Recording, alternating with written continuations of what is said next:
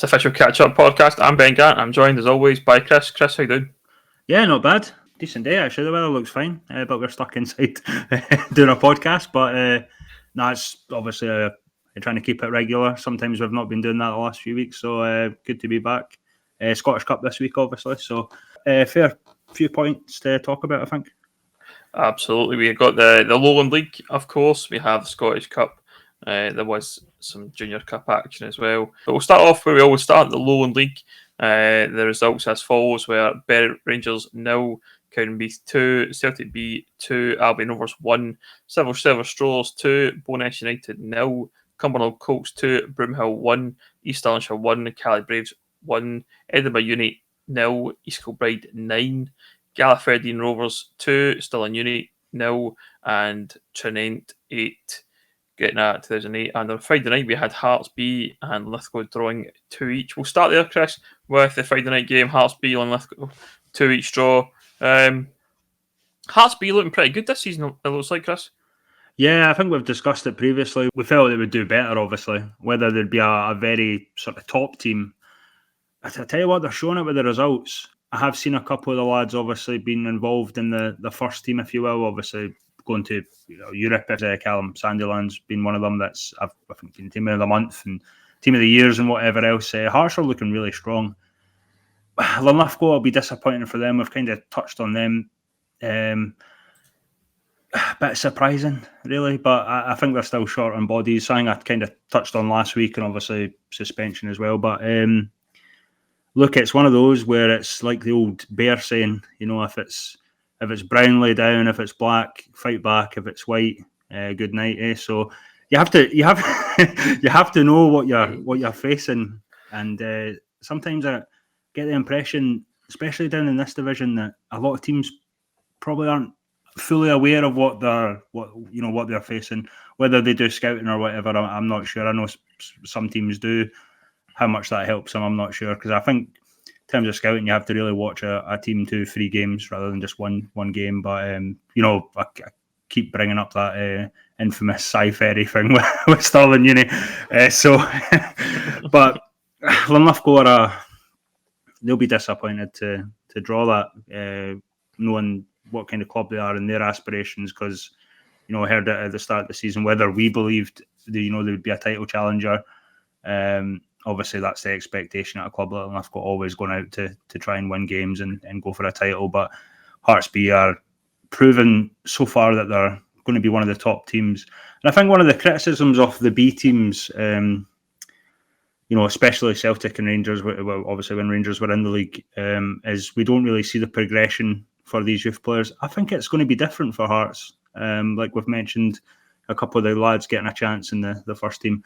I hope that's the case, because there are a lot of talented young footballers at Hearts, and it'll be interesting to see what happens, whether they stick with the B team, whether they're going to be in about the club, possibly to get some chances in the first team, or it really depends if there's going to be loans and whatnot. But we'll wait and see with that one. Yeah, I think the very nature of the Hearts B squad is made up of predominantly probably Scottish kids, whereas you look at the other teams, Rangers and Celtic, like we mentioned, they're probably bringing in guys and signing guys from down south and stuff like that, and signing guys from other youth teams to bring them in. Whereas the Hearts B players naturally are probably going to be more developed through their squad. So they look a talented bunch. Obviously, a lot wiser for last season's exploits in the Lowland League, and probably feeling a bit of benefit from having a season to find their feet there and being able to go and I guess potentially challenge at this point in the season. Obviously, they're sitting third at the moment, just behind Cumbernauld Colts, but certainly a team that could challenge. But I don't see why they can't at this point in time. We're fortunate, I guess, if they were to get up and win the league, we have the champion club option that's available to the Lowland League team to go into the playoff, which we don't have in the kind of west, east, south kind of regions of the pyramid, which I think is a bit crap personally. That's an interesting point, Ben. Are you saying basically if obviously Beeve never had a club license last year, if the West could nominate a champion that did, that would be a game changer, wouldn't it? Yeah. So I actually on record and saying this. I brought this up at the West Scotland AGM on. It's an interesting point. In June this year, and how it was explained was that it's a Lowland League decision to allow that to happen. So they basically West, East, South can't nominate a champion club because the Lowland League don't allow it, which I think is a bit poor. And again, it comes back to that double standards of and lack of consistency that we've talked about around the pyramid. And we're not going to go into a big pyramid debate today, but certainly I think it should be the case. And I think obviously if Hearts B were to win it, that's the bonus of having that ruling in place that will allow the second place team or third place team, depending on what Celtic B do, to be the champion club, and therefore then get in the playoff and potentially get promoted against one of the Highland League sides, which we can't do. But yeah, I'm keen to see what Hearts B do. Linlithgow, I think we know they're a good side. I think for me, just finding their feet again in the Lowland League is probably a little bit different to what they know, and a team that won't disgrace themselves over the course of the season. No. That's for sure. But certainly a team to watch over the course. Big brain ideas there from Ben, because I don't think that's ever been mentioned, and it is a really good point considering obviously the Lowland can elect a champion, whereas in terms of, I don't think it affects the East as much because most of the East of Scotland Premier are licensed, but certainly interesting in the West that given the status of Beeve last year. Yeah, and if you look at obviously the form in the league, the West Scotland so far, Beeve are going to probably be right up there again and potentially could win the league 2 years in a row, and we're in the same spot where a West team can't come up because there's no option for that champion club. So I'd like to see that rule change. How we get that to happen, I probably find that it's probably virtually impossible, given it needs the Lowland League teams to vote on that, and that's just another kind of blocker in terms of getting that ventilation that we always talk about. But again, we're not here for a pyramid debate. We'll maybe keep that one for later in the season, but certainly that's one that does nip my brain a wee bit, I must admit. Next game then, Berwick 0, Cowdenbeath 2. A good result for Cowdenbeath, Chris, away from home. They seem to have started quite brightly this season.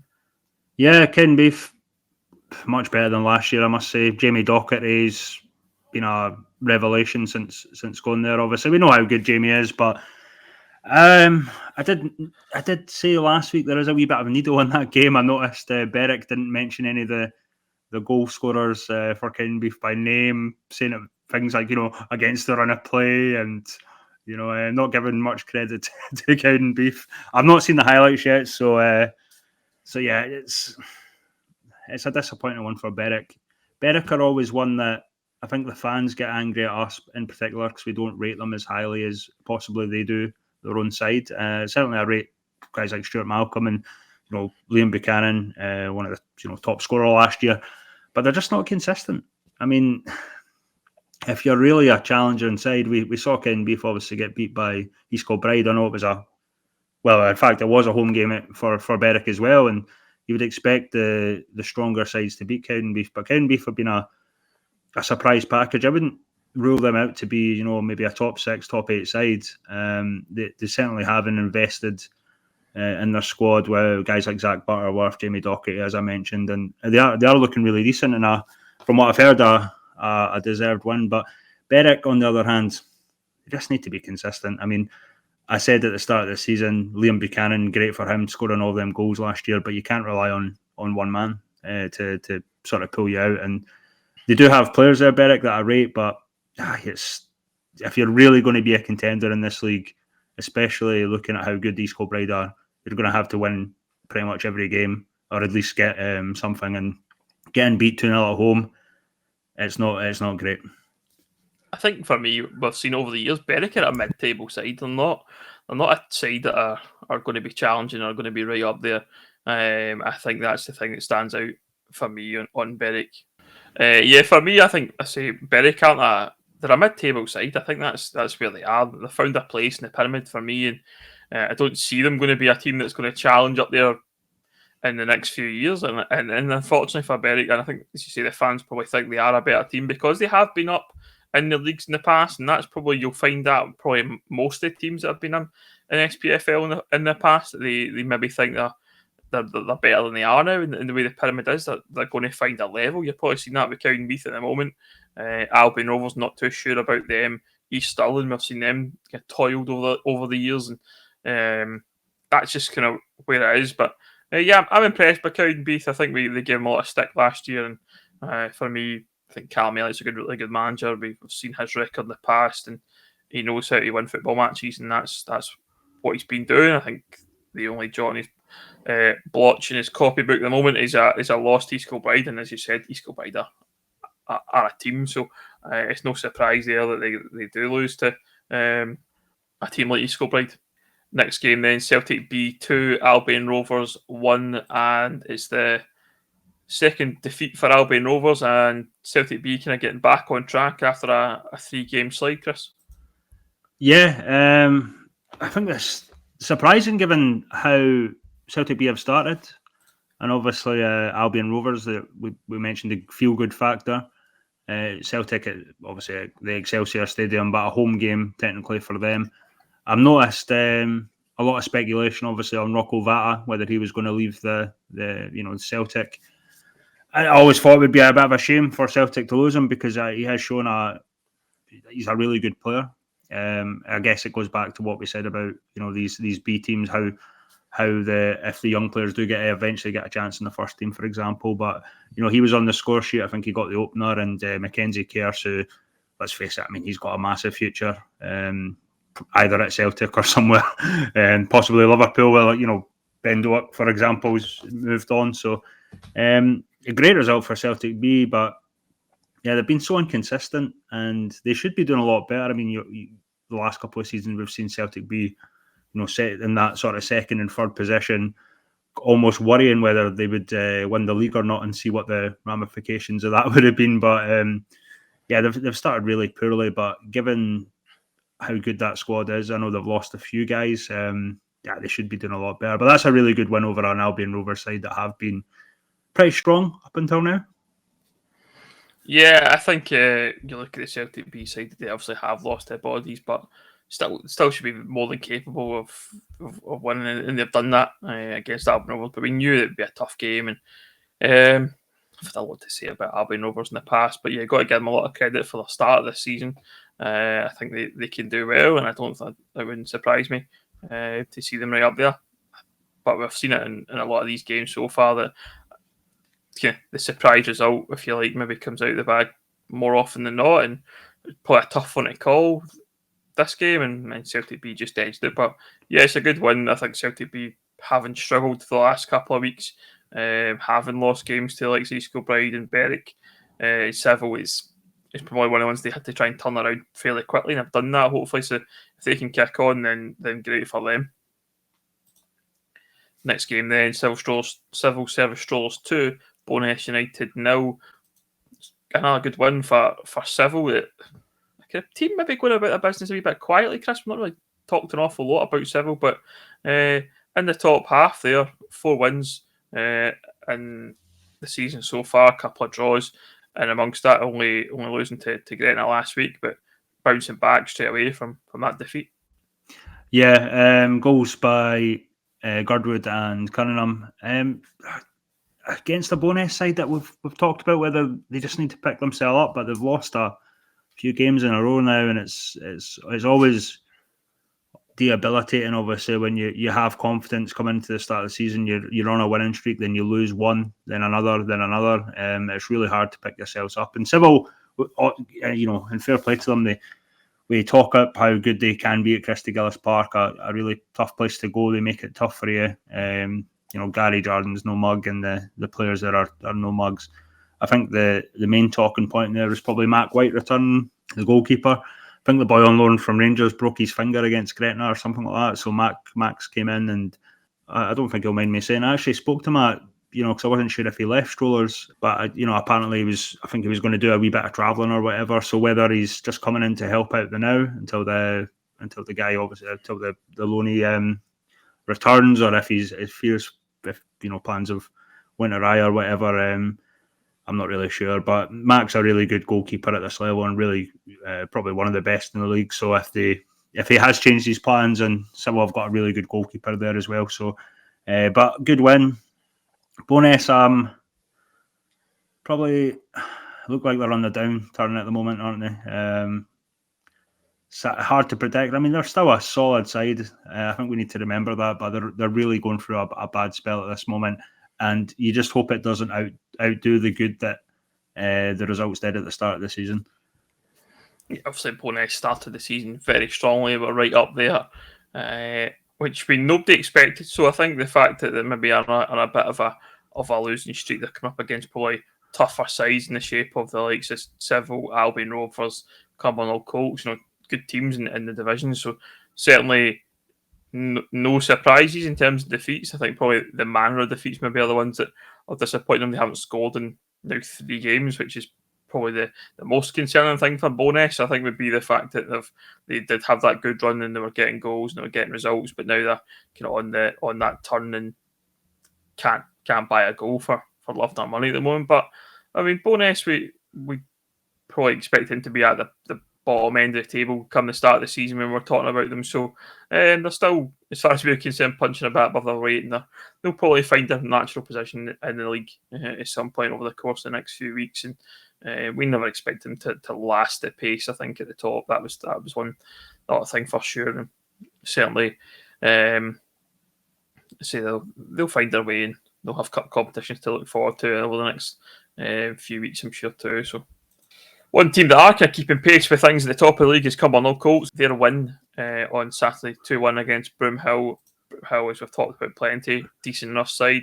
Another team going through a kind of bit of a sticky spell, couple of draws, couple of defeats in the last 4. But Cumbernauld, they're on another 3-game winning streak, getting results and having probably the opposite problem at Bonus is they're scoring goals. What can you really say about them? I mean, that would have been the Broadwood Derby last year, a wee bit of heat between them. So I did say on Twitter, I think it's a wee bit of a shame that patter off Broadwood, the home of Cumbernauld Colts, has died. The patter's died, but a really good win. I think they saw it out with 10 men, I believe. Kai Kilpatrick got sent off with 5 minutes to go, but Keelan Adams, who we've talked about, I think he grabbed the winner. Colts are looking like a solid outfit, and we have to give credit to David Proctor and the lads there.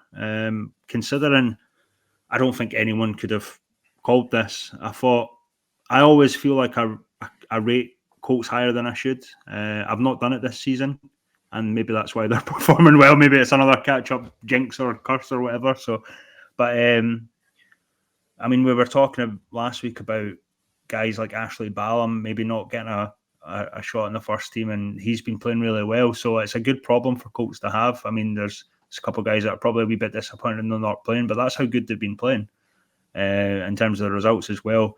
So it's always good to get these guys in. So a fantastic result. Broomhill, yeah, I think that's a couple, isn't it? They've lost now, so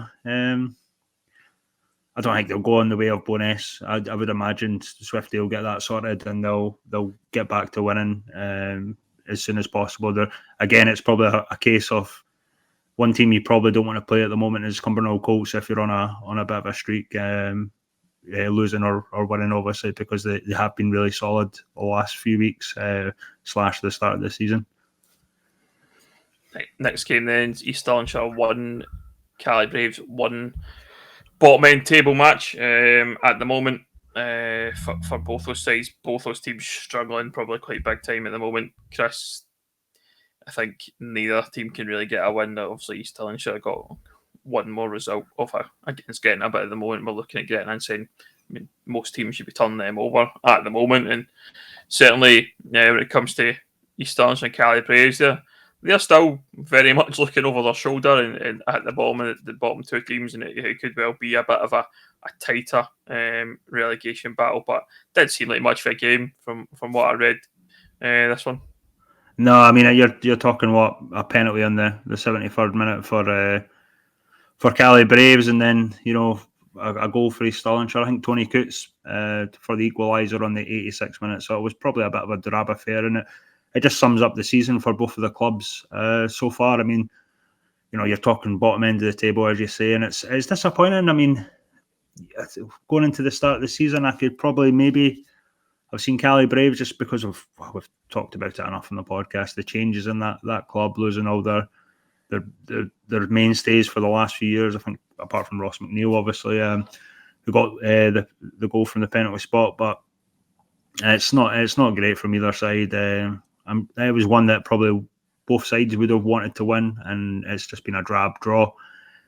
Yeah, I guess we have to wait and see on that one because probably disappointing.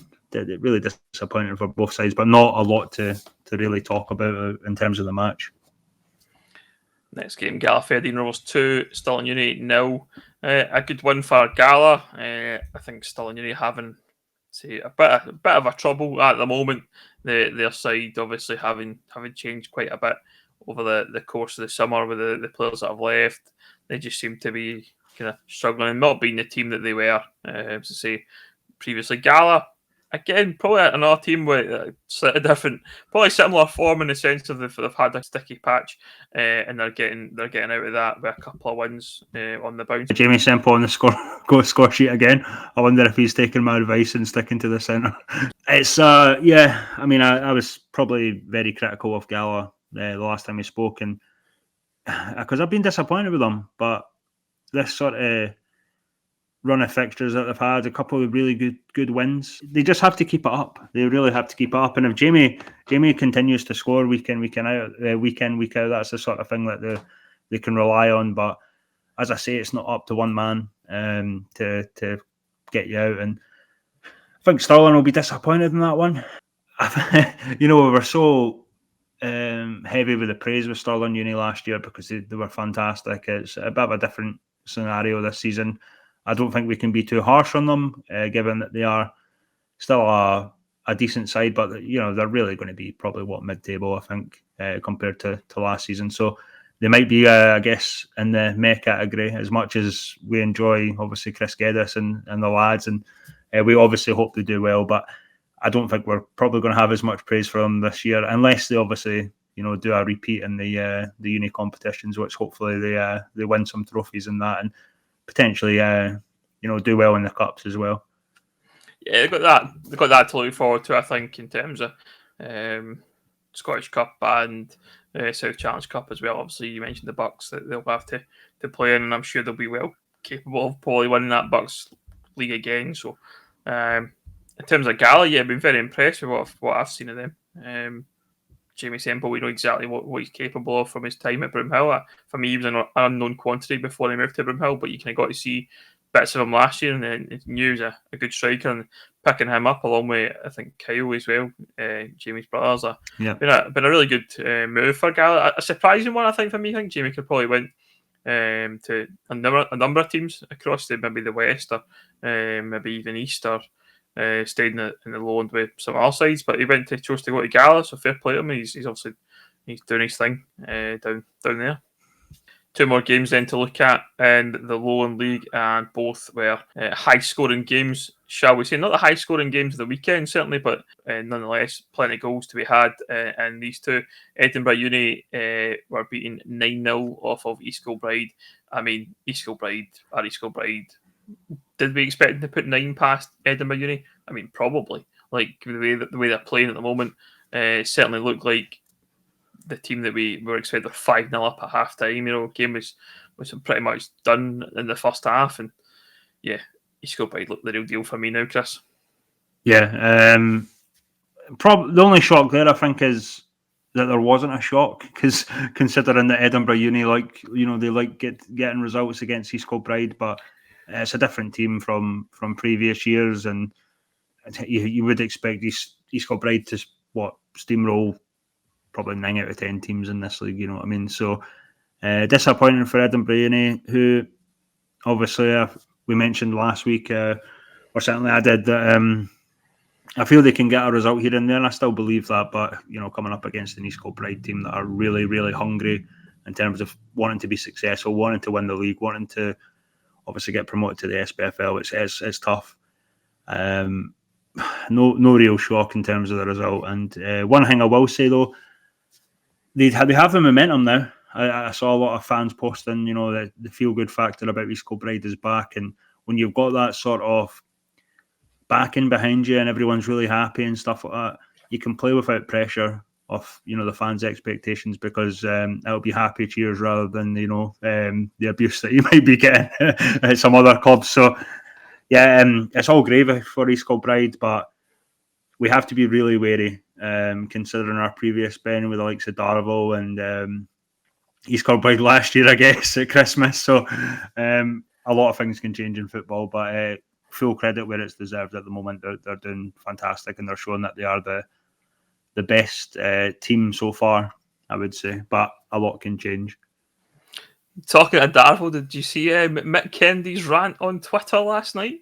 He had a bit of a go at Tony McInally and referring to, I think it was to do with playing possession-based. I think Tony McInally had a post-match interview and referred to possession-based football, and as if, I don't know if he was making a dig at maybe Darvel of the past, and Mick had a comment or two to say about the fact that Tony McInally doesn't know how to play possession-based football, and had a lot to say about his old Darvel team, and I think he's a bit sad to see the type of style of football that Darvel are now playing under Tony McInally, and it was a good thread. I mean, I went to bed last night and it was about 100 replies, and I woke up this morning and it was about 200 replies, so certainly worth reading. But I mean, it was a strange one from Mick. He's having a great spell at East Kilbride. He's don't know why he's worried about what's happening at Darvel.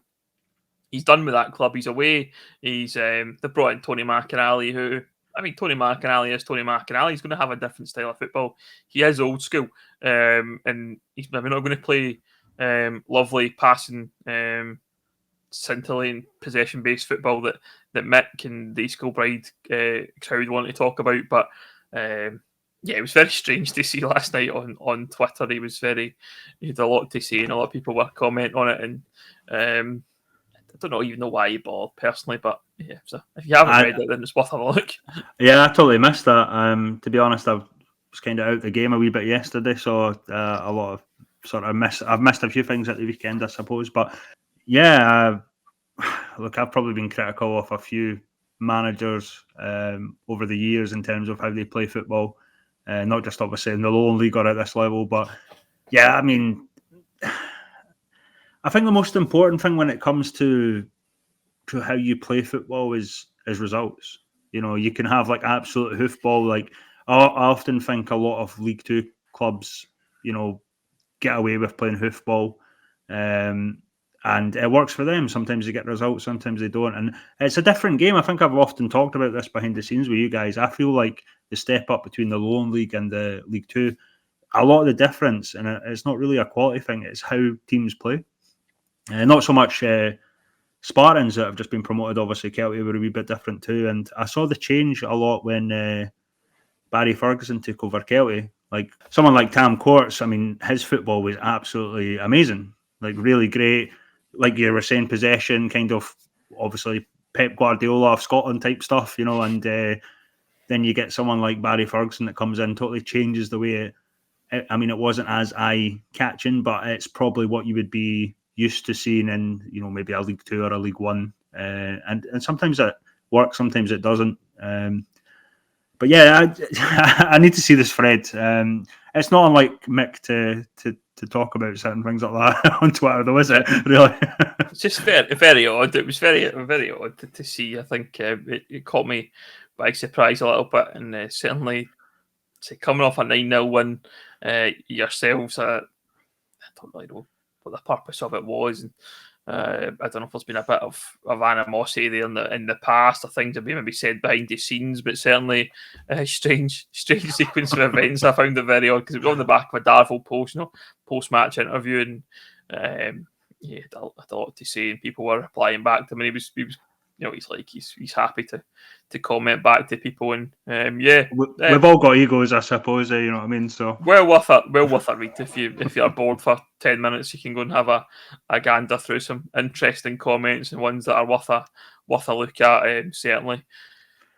Final game then in the Lowland League. It was Tranent 8, Gretna 2008 0. They get Tranent 5 up at half time. Chris.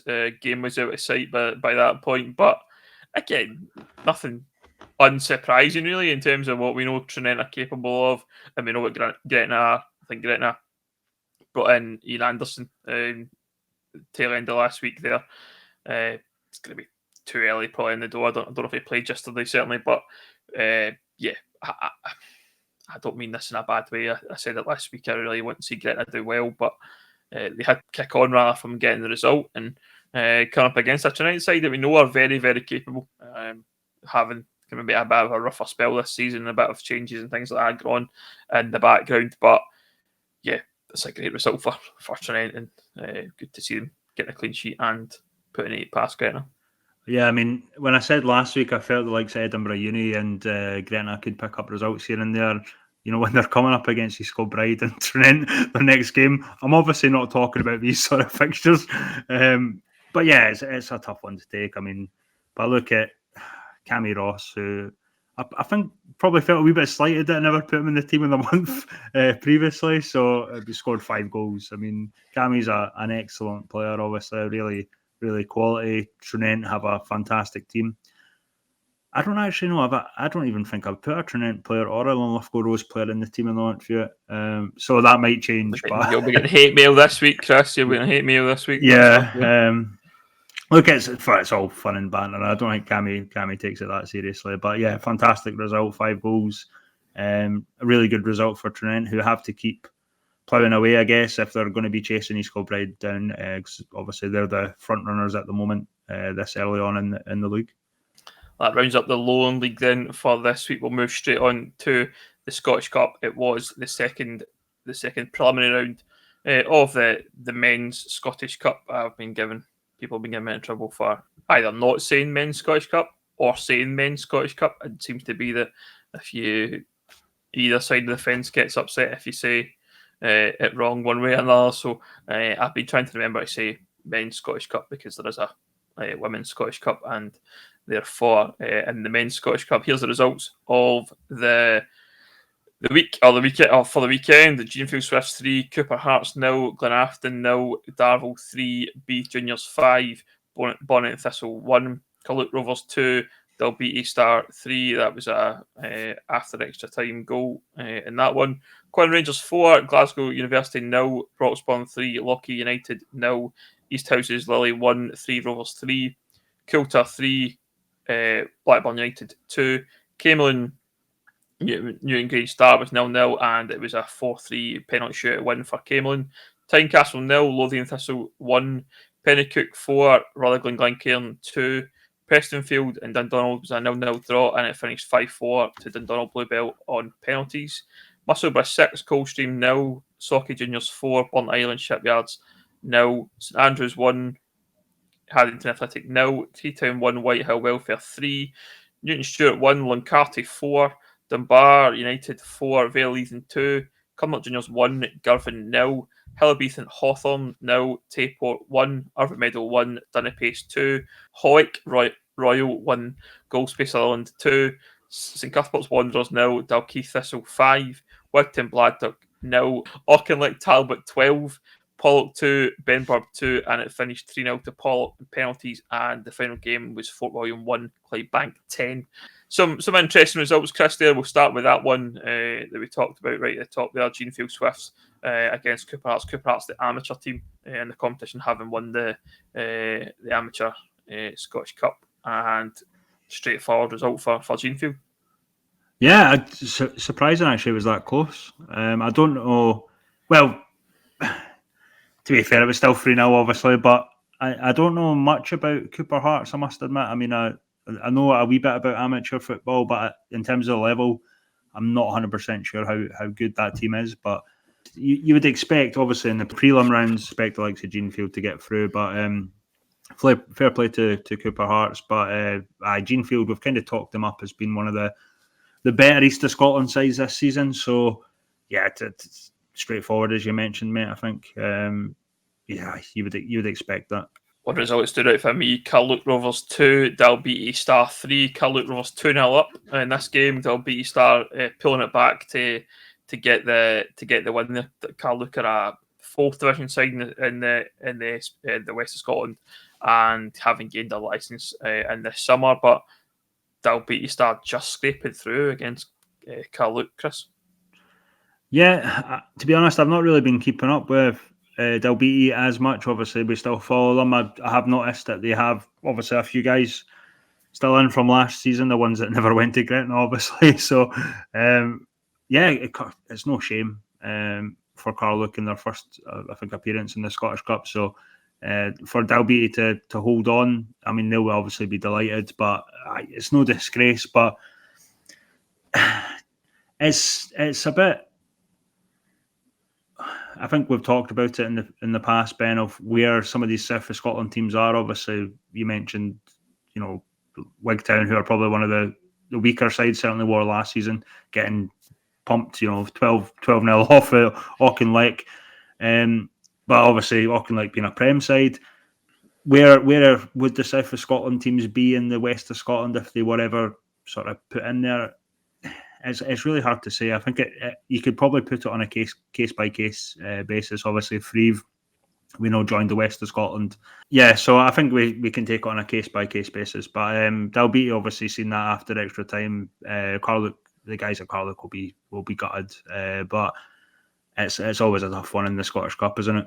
Yeah, I think so. I think for me, I didn't expect Carluke to even get anywhere near a result, to be honest. I think they're obviously a better of the, probably seen as one of the better sides within the fourth division, albeit not had a great start to the season in terms of league, but certainly they'll be end up getting the job done, getting in the hat. That's the main thing for them at this point in the round. You don't want to go out in the prelim round. That's probably the worst place to go out. If you go out in the first second, then you're probably looking at it like you've had a decent run, but going out in the prelim round is certainly not one you want to see happen.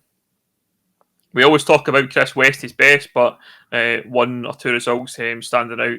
Pennycook 4, Rutherglen Glencairn 2. Pennycook coming out on top over a West of Scotland side. Yeah, I think the biggest sort of takeaway from that match was how overjoyed Aaron Somerville was. He knocked the GoPro Doogie's camera, I noticed. So a great result for Pennycook. In fairness, they were at home, and Pennycook do have a fair bit of experience playing West teams. Obviously, I think it's almost like an annual fixture whether they play Auchinleck and friendlies get in there. So there is awareness, obviously, in terms of playing West teams. I guess one we could probably touch on, not quite West, but Broxburn Athletic beating Lochee United. Lochee are always a top sort of side within the sort of Midlands or sort of Tayside Juniors or whatever. I don't know how strong they are these days, in fairness, Lochee, but it's a really good result on paper for Broxburn. Again, going back to the South of Scotland thing, Ben, at Creetown, getting beat off of Whitehill Welfare that are just not the same team as they used to be. Creetown, obviously, a top South of Scotland team getting beat by an East of Scotland First Division side. It's hard. It really is hard with South of Scotland. And in fairness, I think you can't really judge it on cup games a lot of times. I know we like to say, I guess sometimes it proves that these teams, there should be more ventilation, I guess, in the pyramid. I don't want to go back to, but it sometimes is difficult to judge on cup games, especially one-offs. I think when you look at it across the board, maybe when you take a whole raft of results in a cup competition, you see multiple West teams, for example, progressing in the East sides and the South Scotland sides, not doing as well. I think that's the yardstick. But yeah, I think individually, it's not really a place for comparison, but certainly for me, I think when you take the guts of the competition and look at it, predominantly you're seeing the West teams being the stronger sides. But that's one interesting one to point out. I guess the other result that stands out for me in that kind of West versus East battle is Evermeadow 1, Dunnipace 2. Dunnipace being a First Division side in the East of Scotland, beating Evermeadow. I mean, I'm going to come straight out and say I don't rate Evermeadow at all. Not because they're some sort of rivalry. I think just purely on a football basis, I've seen them play twice this season. We played them in the Eglin Cup, which is a kind of friendly cup that we play locally. And I watched them play Eglin in the South Challenge Cup a few weeks ago. And Eglin are an average 4th division side, and no great shakes by any imagination, and certainly didn't disgrace themselves against another Meadow side who have got some good individual players, but we bit surprised to see them. In fact, I'm not surprised actually to see them being beaten off Dunnipace, because Dunnipace are a good side. They like to play in cup competitions that they can go on a run. Two cup finals last year. I don't feel like we've talked a lot about Dunnipace. I think when David Grant left, he was obviously their goal scorer, and he left towards the end of last season, I think. And Pace are to be fair, we talked up Socky being a bit of a cup side. Dunnipace are just as every bit, obviously. 2 cup finals last year, obviously, as I mentioned, and it's still a wee bit of a shock. But having not seen Meda or as probably as much as yourself, Ben, maybe it isn't. I'm not sure, but I guess another one that you could probably put in the bracket of shock, but not really, is St Andrews United beating Haddington Athletic. Haddington, who have done really well in the East of Scotland Premier. St Andrews, I think we touched on them a wee bit last year, being in a really good side in the first division, but that's a really quality win. We put them up there with Preston and the likes of Camelin. I think we do. Unfortunately, they're a Fife team that I probably know less about compared to the others. I don't know if it's just because it's St Andrews, and honestly, it's the only place in Fife that I feel like a stranger when I go there. So, yeah. I love St Andrews, man. I must admit, if I'm looking at the draw, obviously, Colin and winning 4-0 against Glasgow, and we're in the hat for the next round. We won't really cover the Colin and Rangers game because it was a very pedestrian match, professional performance, job done as far as we're concerned. But I think talking about St Andrews, that's one of the games that I'm looking at and going, I wouldn't mind that wee trip. I'm at the point now, my wife is, 6 weeks to go before she gives birth to. And I'm kind of looking at games. I don't really want to go travelling too far, but St Andrews would be nice. Could get a wee overnight over. And certainly it'd be a nice draw to get would be St Andrews. I love it up there, and some good restaurants and nice places to go. So, yeah, I'd be looking at that one as a potentially nice wee draw. I'm not saying that we're going to win that game, but I think it would be nice to get out there. And by the way, lovely place. Nothing against it. Just I don't know. It's just not Fife for me. I don't know what it is. Not Fife. There's the joke. There's the title of it's not podcast Fife. Right there. It's just not Fife, isn't it? As an ice hockey fan, I absolutely hate Fife. So, but a Glasgow Clan fan. So, but yeah, love going to St Andrews. Must admit, all for that. Around the grounds, Clydebank 10, Fort William 1. Kicked off at 7:30 on Saturday night up in Fort William because of some Ben Nevis running race or something like that. Clydebank went up there, done a professional performance, and it only managed to score 10. Was that not meant to be somewhere else? I believe it was meant to be Golspie.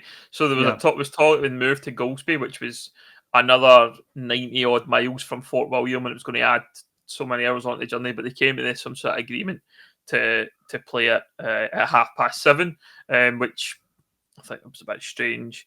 Apparently, weren't allowed to switch the tie to a home fixture for Clydebank or something. If I was Fort William, I'd have probably wanted that to happen because you were going to get pumped anyway, and Clydebank would have packed home park out with fans at £8 a ticket. I think the capacity is about 1,000. Fort William has got a nice wee lift off that gate, but I don't know whether the reason is the rules are. We've talked about this previously, Ben, about Fort William. If their ground's not up to scratch, how the hell have they still got an SFA licence? I mean, no idea. It's a mystery, isn't it? Spoke to a few people at Clydebank this morning and kind of last night. Said it was pretty poor. I think Moff even mentioned the pitch in his interview, post-match interview, and it's one of those ones that, I find it baffling. You go to some grounds across the board. You look at Beath, for example, a team that can't get a licence because they can't get the floodlights in or whatever. But then you can see Fort William, imagine, because they have floodlights, they're a licensed club, and the pitch is poor. The facilities, by all accounts, are pretty poor as well. But we have spoken about the inconsistencies with the license. That seems unfair. And, yeah, I think obviously, like coming back to the point about B, that the third place are also an important part of it, and I think that's the struggle. But even like if what's the big deal if you're going to allow teams like Fort William to continue to have a license, that part doesn't look conducive to any sort of football. It looks probably on verging on dangerous probably in the pitch. I mean, I think I've seen some of some pictures of the park, and some of the stuff on it just looked a joke. I think there was some sort of kind of run thing on yesterday, and a lot of people were gathering kind of round about the ground as well. And yeah, I just find it very, very odd that that's how it happened. But yeah, we're not in control, unfortunately. I don't know how the licensing audits work up north, but I guess there's different people going through different audits and they'll have a different view maybe on some other teams, but certainly. Not picking on Fort William, by the way. We have stuck up for them for the past, but yeah, it's just I don't understand if it's not good enough. I think there was when they were in the Highland League, they couldn't play home games because of the pitch. But surely, if the SFA have passed the ground for their license, the ground should be okay. So I don't understand why is it a different. Yeah, we've covered it in the past, and it keeps coming up, and it's continuing. It continues to be an issue. So. I don't know. I don't understand. I don't understand the logic really. Yeah, me neither. I don't think there was much to surprise you in the result as well. I think Claybank went up there, did the job. It's a difficult situation to travel up for a 7:30 kickoff, and you're probably not leaving Fort William until probably the back of 10 last night to get back down the road to Claybank. I don't know if they stayed or what, but certainly wouldn't be ideal. That rounds up the Scottish Cup then. I guess quickly jumping into the Junior Cup. There's not loads to talk about, I think, in the Junior Cup, no. There isn't a women's Junior Cup, is there? Because then we would have to. Do we still have to say men Junior Cup or? There's not. We can confirm there's not a women's Junior Cup. It's purely the men's. It's the Scottish Gas Men's Scottish Cup. I think is the branding title nowadays for the Scottish Cup. But I've had a bit of a stick for calling the men's Scottish Cup from a number of Buffs fans over the past few weeks, certainly. And it's not something I would. I mean, obviously I've been involved in women's football and whatnot. I know you do have to kind of be careful what you said. I remember one time in a Spartan stream, I said something along the lines of like, "Oh, it's a man's game," and then I had to like correct myself and be like, "Well, actually, no, we do have a women's team as well." So it's I guess it's the way of the world. But yeah, fair play. I think at the end of the day, we're not talking about women's football really, though. We rarely touch on it, so I don't know. Yeah, I don't know how I feel about that. The reason for me doing it was because there is a co-winning team that play in the women's. Oh, right, okay. Cup. They're a kind of, I guess, like they're not a co-winning Rangers team. They're a co-winning ladies team, as it would be. And when the draw was taking place back in, I think a couple of weeks back, the draws were being made at the same time. So someone turns up, starts watching the draw, and sees co-winning versus Hibs. It'd be a bit of a surprise to see that draw in the prelim round of the Scottish Cup. So I was just making sure we're clear. There's no great malice in that of course. But some people get their knickers in a twist about it sometimes, and I don't really know why. But as you say, it's the way of the world these days. We've moved on. I feel like we're a progressive country, or should be a progressive country, and we can say that without any sort of wee snidey comments. For those that, if you do listen and also are on Buff's Twitter or Facebook, I am watching you. I've seen your comments, and they do get deleted. So yeah. Anyway, moving on to the Scottish Junior Cup. I feel you've got to distinguish the junior part though, because you have the Scottish Cup and you have the Junior Cup, because some people still refer to it as the Scottish Cup, but it's the Junior Cup, which is for me just wrong. But anyway, that's because I'm not really into the juniors too much. But we got a bit of stick last year for not covering the Junior Cup. Apparently, we didn't really glossed over the Junior Cup last year. But we'll have a quick look through the results. I'm not going to read out the entire first round results of the Junior Cup. I'll be here till probably tomorrow, and I've got a spa appointment to go to very, very soon. So I am not going to do that. But I guess some results that stand out, Chris. We'll look at starting off with that win for Irvine Victoria, 7-0 against Forfar at West End, another one of those kind of West versus, I guess, North teams in this case. Yeah. A very convincing result for Irvine Vics. I think the most I've seen of Irvine Vics recently is when they play Irvine Meadow in the Derby, or what's it called? If you read it, it says Mary Mass, but if you're from here, you call it the Murmus. The Murmus, okay. I don't know why you call it that. It doesn't make sense, but that's what everyone, if you're local to kind of North Ayrshire, winning 3 towns, Irvine, you'd say the Murmus Derby. The Murmus, okay. The Murmus Festival. So it's a bit like that beef and beef thing. Yeah.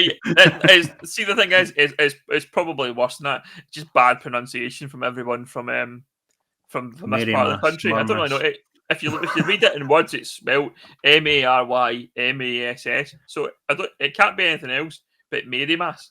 But for whatever reason, it's not. But yeah, certainly I see a convincing win for Irvine Vics. And but yeah, that was the last time I sort of check in with them, because it's like obviously a really big fixture, sort of pre-season with Irvine Vics, and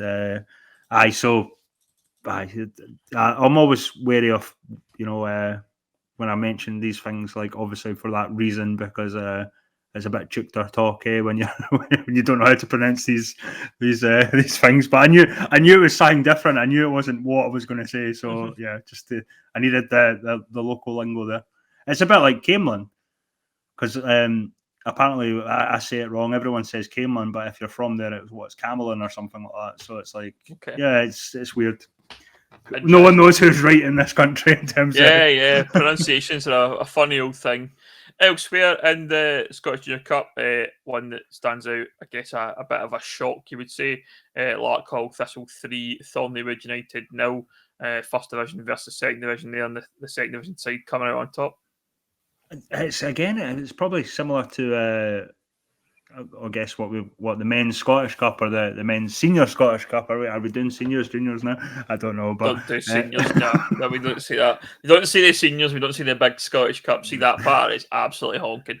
The decent result, as you say, Larkhall. I think the problem with the cup games is, again, it's like what I mentioned before. If it's a one-off cup game, it's really hard to tell. I mean, it really is who's up for it on the day and all that sort of thing. And especially, I think, lower down in the West, you do see these. Look at St. Roch's last year when they were winning cup games and that. There's a bit of a feel-good factor. All the boys on the bus singing and having a drink, much to the dismay of Kirk Broadfoot. But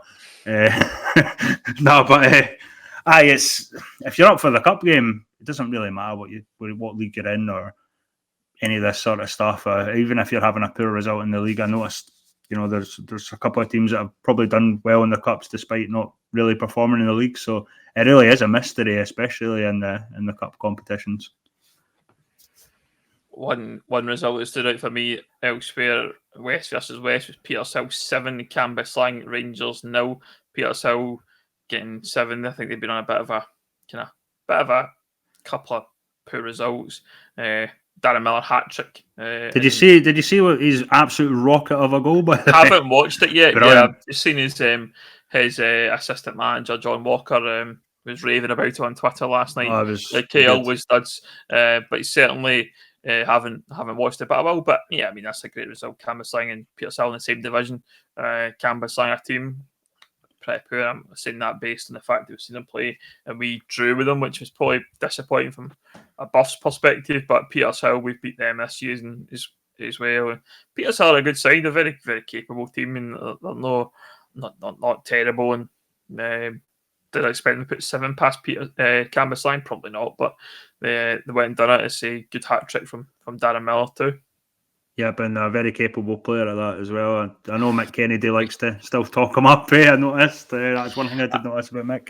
I actually said that last week when I was watching Petershill play against ourselves. Even though we were the winning side, I thought Daz was excellent. I thought he was really good. Gets on the ball, wants to play passes, wants to get stuck in, not terrified to hit a shot like you were saying. And for me, he could still be playing a higher level without a doubt. He obviously enjoys his football. He's, I think, got a couple of mates that are in it Peter Sell's obviously just at a point now in his career where he just wanting to enjoy playing football and playing at a decent standard. But he's one of the best players in our division. That's no doubt about it. Elsewhere across the board, not many other unsurprising results for me. St Rock's getting a result 3-1 against Bathgate Thistle. Glasgow United beat Vela Clyde 3-1. What else? Caledonian Locomotives, the Rossvale Choo-Choos, as some of us like to call them, beat Whitehills 7-2. And Rossvale themselves, the Rossvale, as they were better known as Rossvale Academy, 4th division side, beat Wishaw 2-1. Some interesting results. The other one, I think, that just getting to the bottom of the list there, Broughty Athletic beating Yoker 3-0, and that kind of East versus West, or Midlands versus West type of affair. But yeah, that rounds up the Junior Cup for us, and probably the episode. We're managing to do this in probably under an hour for the first time this year. It's a great surprise to both of us, I think. First time in maybe 2 years, actually, Ben. I don't know. Yeah, we've usually got plenty to say, but certainly our whirlwind tour around the cup competitions and the Lowland League. But remember, if you want to check us out, get us on YouTube. Remember, hit like, subscribe, ring the notification bell, and all that good stuff you can do over there. It means a lot to us. It doesn't cost you a penny to do that. If you've got a YouTube account or a Google account, do that for us. Hit subscribe on all your favourite podcast platforms, whether it's Spotify, it's Apple Podcasts, you name it. If you're there, hit subscribe. Again, doesn't cost you anything, and it means the world to us. Get us on Twitter at the official Catchup. We're over there to take all your abuse, as we always do.